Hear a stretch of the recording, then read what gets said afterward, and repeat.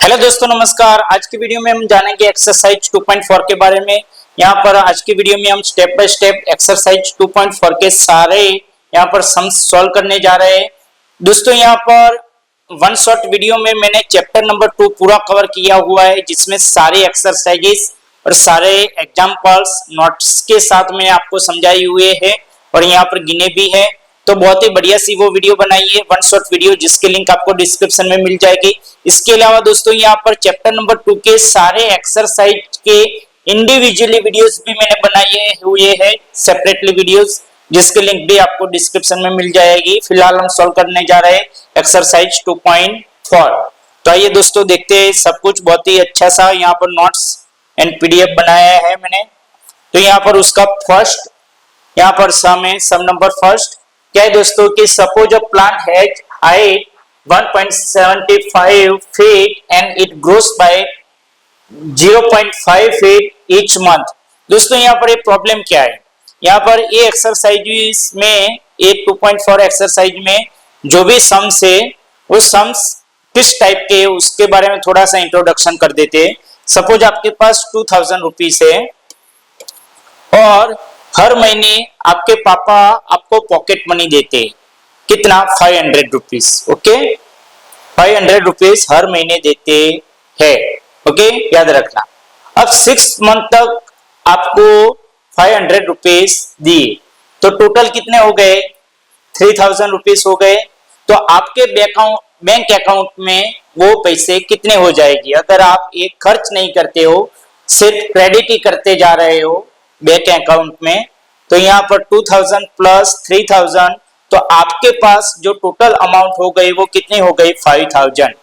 Okay, ऐसा ही यहाँ पर कुछ एग्जांपल से, तो बहुत ही इजी है। यहाँ पर मैं इरेज कर देता हूँ और फिर हम देखते हैं। यहाँ पर आप देख सकते हो कि जो प्लांट आपने बोया था उस प्लांट की शुरुआती हाइट क्या थी, 1.75 फीट थी, और ग्रोस पर मंथ में उसमें ग्रो कितना आता है, 0.5 फीट आता है। अब हमारा क्वेश्चन क्या है, task find the height after 7 month. ये आपके लिए सब कुछ लिख के मैंने रखा है ताकि आपको यहाँ पर बहुत ही इजी रहे जब आप गिनो तब। तो find the height after 7 month के बाद उसकी हाइट कितनी होगी वो आपको ढूंढनी है। तो यहाँ पर हम इक्वेशन बना देते हैं। मैं यहाँ पर लिख देता हूँ कि h is equal to 1.75 plus 0.5, और यहाँ पर मंथ के लिए हम क्या करेंगे, m, ऐसे लिख सकते हैं।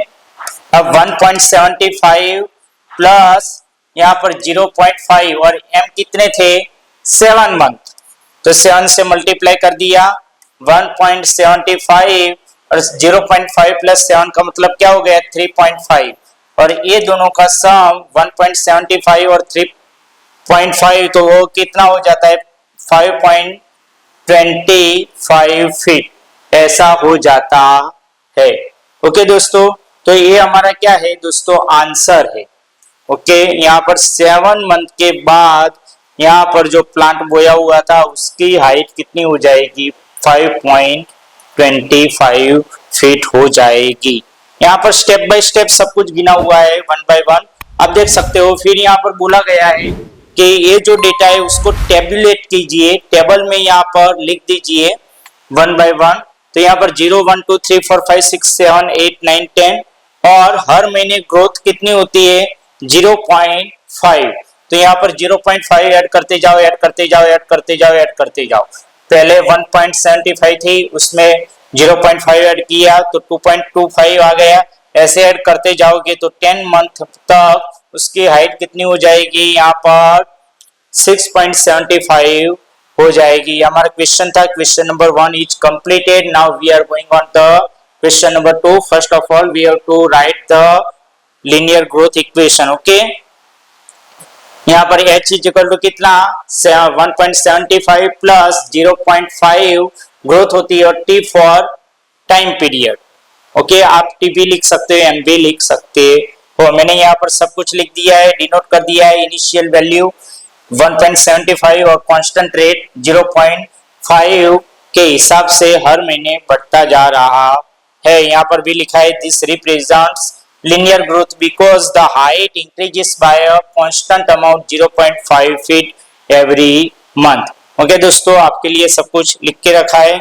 अब आगे देखेंगे यहाँ पर एग्जाम्पल क्वेश्चन नंबर 2। यहाँ पर आप देख सकते हो कि mobile phone is bought for 10,000 rupees में आपने मोबाइल फोन खरीदा। ओके, फिर it's value decreases by 800 every year. उसकी जो वैल्यू है हर साल कितनी डिक्रीज होती जा रही है? 800 रुपीज डिक्रीज होती जा रही है। तो यहाँ पर हमारा क्वेश्चन क्या है? क्वेश्चन है find the value of the phone after 3 years. After 3 years के बाद उसकी वैल्यू कितनी होगी? तो initial value 10,000 rupees and decreases per year तो 800 रुपीज। तो value V for value is equal to हम लिखेंगे इनिशियल वैल्यू 10,000 रुपीज माइनस 800 और ईयर के लिए Y। ओके, ऐसे हम लिख सकते हैं। यहाँ मैंने यहाँ पर एक जीरो कम कर दिया है, कोई दिक्कत नहीं, मैं वापस लिख देता हूँ 10,000। Okay, 10,000 minus 800 Y। अब 10,000 minus 800 multiply with 3 years. Okay, तो 10,000 फिर 800 मल्टीप्लाई विथ 3 तो 2,400। 10,000 में से 2,400 चला जाएगा तो 7,600 रुपीज उसके मोबाइल फोन की वैल्यू आ जाएगी। दोस्तों मैंने यहाँ पर गिना, लेकिन आपके लिए यहाँ पर पहले से ही गिन के रखा है 1 by 1 decrease in value after 1 year. तो 800 मल्टीप्लाई विथ 3 2,400 और ये दोनों का सब्ट्रैक्शन किया तो 7,600 बाकी बचा। अब इसको हम टेबुलेट करेंगे यहाँ पर 8 इयर्स के लिए। ओके, तो आपको क्या करना है? 800 कम करते जाना है। 10,000 में से 800 निकालो तो 9,200 फिर 8,400 ऐसे डिक्रीज होता जाएगा। ओके, तो ये जो हमारा क्वेश्चन था टेबुलेट करने को बोला था वो भी हमने कर दिया। आप देख लेना एक बार। ओके, नोट डाउन कर लेना। फिर आगे जाएंगे, यहाँ पर आपको formulating the linear decay model. ये क्या है? लीनियर डीके है, क्योंकि यहाँ पर वैल्यू कम होती जा रही है। तो V is equal to 10,000 minus 800 T for time period. Okay, Y भी लिख सकते हो, कोई भी लिख सकते हो। Okay, constant rate of decay annual depreciation. Okay, समझ में आ गया? This represents linear decay because the value decreases by a constant amount 800 every year. Okay दोस्तों, समझ में आ गया? तो यहाँ पर क्वेश्चन नंबर 2 भी सिंपल था, कंप्लीट हो गया। अब आगे जाएंगे यहाँ पर क्वेश्चन नंबर 3 की ओर। ये भी ऐसा ही है। द इनिशियल पॉपुलेशन क्या है? The initial population of a village is 750 every year 50 people move from a nearby city to the village. Okay, तो जो इनिशियल पॉपुलेशन है एक विलेज की वो 750 है और हर साल पास वाली सिटी में से ये गांव में 50 पीपल मूव होते जा रहे हैं, यानी कि ऐड होते जा रहे हैं। ओके, यहाँ पर ऐसा होता है कि गांव में से सिटी में लोग जाते हैं, लेकिन यहाँ पर उल्टा है, सिटी में से गांव में लोग आ रहे हैं। बहुत ही बढ़िया सा अच्छा सा गांव होगा यहाँ पर। तो यहाँ पर 50 people move from a nearby city to the village. तो यहाँ पर इनिशियल पॉपुलेशन कितनी थी? 750 इंक्रीजेस पर ईयर 50 लोग इंक्रीज होते जा रहे हैं। तो हम यहाँ पर पॉपुलेशन के लिए P is equal to initial 750 और हर साल कितने 50 पीपल यानी कि मेंबर्स ऐड होते जा रहे हैं। ये हमारा इक्वेशन हो गया। ओके, तो हमको हमारा जो टास्क है जो पूछा है यहाँ पर दोस्तों, जो भी यहाँ पर सेंटेंस लिखे हैं क्वेश्चन के वो मैंने ऐसे लिखा है। यहाँ पर पहले दिया गया है जो इंफॉर्मेशन, फिर यहाँ पर टास्क 1 by 1 बहुत ही अच्छी तरीके से लिखा है, क्योंकि ये सिर्फ इंफॉर्मेशन है। अब तुम्हारा टास्क क्या है तो वो यहाँ पर लिखा है, find the population of the village after 6 years. Okay, वो आपको ढूंढना है। तो आफ्टर 6 इयर्स के बाद आपके विलेज की पॉपुलेशन कितनी हो जाएगी? अगर कितने 50 people move from a nearby city to the village, 50 people हर साल ऐड होते जा रहे हैं आपके गांव में। तो यहाँ पर 750 plus 50 multiply with M, M कौन सा है 6, ओके 6 ईयर्स, ओके यहाँ पर 750 और 50 प्लस 6, 50 मल्टीप्लाई विथ 6 तो 300, यहाँ पर जो आ जाएगा वो कितना 1050 आ जाएगा। यहाँ पर एम भी लिख सकते हो, वाई भी लिख सकते हो, ओके अल्फाबेट का कोई भी आप यहाँ पर अल्फाबेट कोई भी लिख सकते हो, ओके तो यहाँ पर टेबुलेट कर दिया है, हर साल 50 ऐड करते जाना है। यहाँ पर 750 में 50 ऐड किया तो 800, 800 में 50 ऐड किया तो 850, ऐसे 10 साल के लिए आपको डेटा मिल जाएगा। 50 सिर्फ ऐड करते जाना है। 10 year village population projection, okay. अब आगे देखना दोस्तों, यहाँ पर इसको हम कैसे लिख सकते हैं, तो इसको ऐसे ही P equal to 750 plus 50 multiply with T constant rate of change, okay annual migration, okay समझ में आ गया। This represents linear growth because the population increases by constant number, 50 people ही ऐड होते हैं एवरी ईयर, तो कांस्टेंट रेट है one type of, okay समझ में आ गया। तो आगे अब मूव करते हैं, यहाँ पर क्वेश्चन नंबर 4 बहुत ही बढ़िया सा, बहुत ही इजी है, बहुत ही सिंपल। यहाँ पर क्या है, टेलीकॉम कंपनी, एक टेलीकॉम कंपनी है, charges 600 for a certain recharge scheme, certain recharge scheme के लिए वो 600 रुपीज चार्ज करता है। This prepaid balance is reduced by 15 rupees every day after recharge.